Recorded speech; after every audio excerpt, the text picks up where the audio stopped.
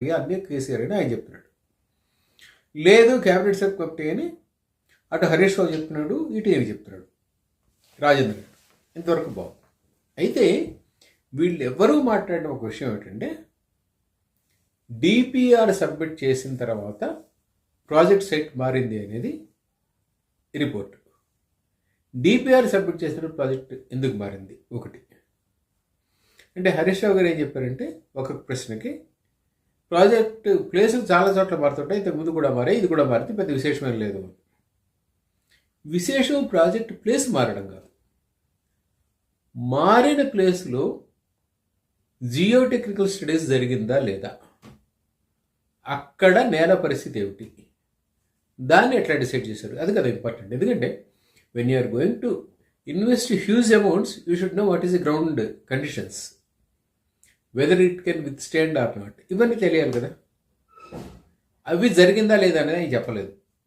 రెండోది, మేము రాజకీయ నాయకులు కేవలం పాలసీ డెసిషన్స్ మాకు తెలుస్తాయి, కానీ మిగిలిన టెక్నికల్ డీటెయిల్స్ అన్ని అఫీషియల్స్కే తెలుస్తాయి, ఇంజనీర్స్కి తెలుస్తాయి అని కూడా ఇంకో మాట అన్నారు. Right, it is fact. అయితే ఇంజనీర్సు ఇక్కడ కట్టచ్చనో కట్టకూడదనో చెప్పారా, చెబితే దానికి పారామీటర్స్ ఏమిటి అంటే, ఖచ్చితంగా ఎస్ ఆర్ నో వాళ్ళ ఇంజనీర్సే చెప్పాలి, చెప్తారు. దానికి బేస్ అవుట్ కూడా వాళ్ళు చెప్పాలి కదా. వాళ్ళు చెప్పి తీరాలి, ఫలానా చోట ప్రాజెక్ట్ కడుతున్నాము అంటే అక్కడ ఉన్న కండిషన్స్ ఏమిటి, దానివల్ల అడ్వాంటేజ్ ఏమిటి, అది whether we can go ahead with the construction or not అనేది ఇంజనీర్సే చెప్పాలి ష్యూర్గా. వాళ్ళు ఏం చెప్పారు, వీళ్ళు ఏం చేశారు, ఇది రావాలి బయటికి, ఇది రావట్లా. ఇది ఖచ్చితంగా ఏ ఒక్కరూ మాట్లాడలేదు.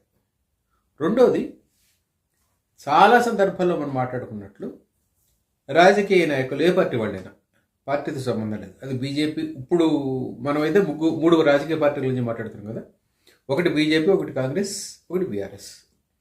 ఏ పార్టీ నాయకులు కూడా పూర్తి నిజాలు చెప్పట్లేదు. They are telling half facts.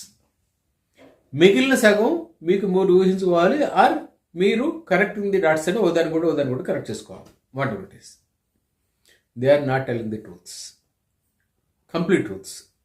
I don't say it is truth, it is a half truth, right? All of them are telling half truths. మిగిలిన హాఫ్ ట్రూత్ ఏమిటనేది మరి బయటకు వస్తుందా రాదంటే నాకైతే సందేహం.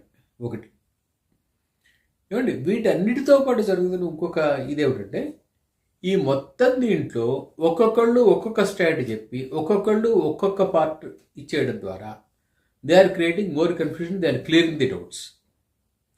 అన్ని